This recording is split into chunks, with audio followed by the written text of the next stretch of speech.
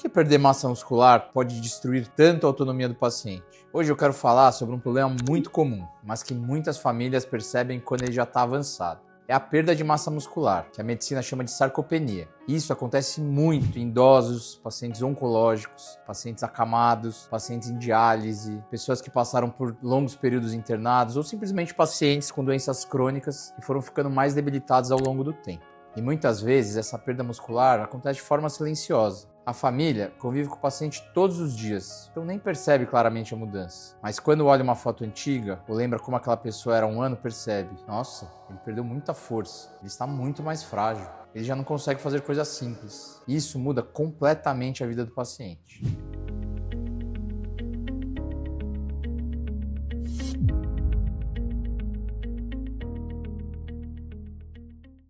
Meu nome é Fernando Kaufmann, eu sou médico clínico e eu ajudei a cuidar dos meus avós até os seus 94 anos. Essa é a Academia do Home Care, seu guia no cuidado domiciliar. Quando as pessoas pensam em massa muscular, normalmente pensam em estética, academia, corpo, aparência. Mas em pacientes debilitados, massa muscular é muito mais do que isso. Músculo significa funcionalidade. É o músculo que permite levantar da cama, tomar banho, andar até o banheiro, subir um degrau, se equilibrar, segurar o próprio corpo, respirar melhor, ter força para tossir, sentar numa cadeira sem ajuda, levantar do sofá, ter mais autonomia. Então, quando o paciente perde músculo, ele não perde apenas peso, ele perde independência. Uma coisa que eu vejo muito na prática é a família focando apenas na doença principal: o câncer, a insuficiência renal, a demência, a internação, a cirurgia, o exame alterado. Mas muitas vezes o que está destruindo a qualidade de vida do paciente é justamente essa perda de massa muscular progressiva. O paciente vai ficando mais fraco, mais cansado, mais lento, mais dependente. Primeiro começa precisando de ajuda para levantar. Depois começa a cansar para andar pequenas distâncias. Depois precisa de ajuda para o banho. Depois perde segurança para caminhar sozinho. E às vezes a família nem percebe o quanto isso impacta emocionalmente o paciente. Porque perder funcionalidade é muito difícil, principalmente para alguém que sempre foi independente. Muitos pacientes sofrem muito quando começam a depender dos outros para coisas básicas. E isso pode gerar tristeza, desânimo, sensação de incapacidade, depressão.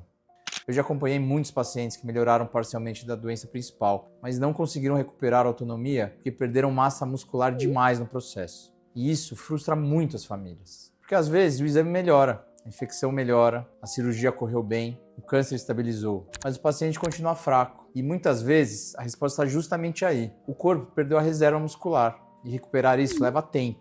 E se esse conteúdo está fazendo sentido para você, já aproveita, se inscreve aqui no canal, aperta o sininho, que toda semana a gente vai trazer conteúdos novos para vocês. Mas voltando lá, outra coisa importante: a perda muscular em pacientes debilitados acontece muito rápido, principalmente em idosos. Às vezes, poucos dias acamado já causa uma perda importante. Isso assusta muita gente. O idoso interna andando, fica alguns dias no hospital e volta para casa muito mais fraco. Principalmente quando existe inflamação crônica, baixa ingestão alimentar, dor, sedentarismo, infecções, internações repetidas, internações prolongadas, longos períodos de repouso, enfim. Tem um detalhe muito importante: as famílias acham que o problema é só falta de apetite, mas não é isso. Às vezes o paciente até come alguma coisa, mas o corpo já está num estado chamado de hipercatabólico, ou seja, um catabolismo muito intenso. O organismo começa a consumir músculo rapidamente. E isso acontece muito em doenças crônicas, principalmente avançadas. Por isso, preservar músculo precisa virar prioridade cedo. Não é algo para pensar só quando o paciente já está extremamente debilitado.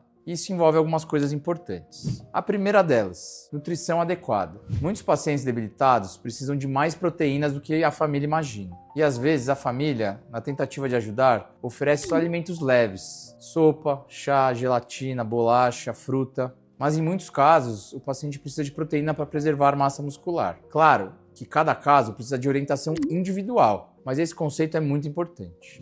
Segundo ponto: movimento. Mesmo pequenas atividades já ajudam muito. Sentar mais tempo fora da cama, levantar com auxílio, fazer fisioterapia, estimular a caminhada dentro do possível, ficar menos tempo completamente deitado. Claro, dentro das limitações. O corpo humano foi feito para movimento. Quando o paciente para completamente, a perda muscular acelera muito. Existe uma frase muito verdadeira na medicina: o corpo entende desuso muito rápido. Aquilo que não é usado, o organismo começa a perder. Terceiro: olhar o paciente além da doença. Porque às vezes a família pergunta: doutor, o exame melhorou, por que ele continua tão fraco? E muitas vezes a resposta está justamente na perda de funcionalidade acumulada. O paciente perdeu força, perdeu resistência, perdeu reserva física. Reconstruir isso é um processo lento. Outra coisa importante: sarcopenia não acontece só em pacientes extremamente magros. Isso é muito importante. Tem paciente que mantém peso, mas perde muita massa muscular e vai ficando progressivamente mais frágil. Às vezes, existe até aumento de gordura corporal junto com a perda de massa muscular. Por isso, olhar o peso apenas pode enganar muito. No cuidado domiciliar, o olhar funcional é muito importante. A pergunta não é só qual é a doença, mas também, esse paciente ainda consegue viver com autonomia? Ele consegue levantar, consegue caminhar, consegue se alimentar, consegue tomar banho, consegue sair da cama?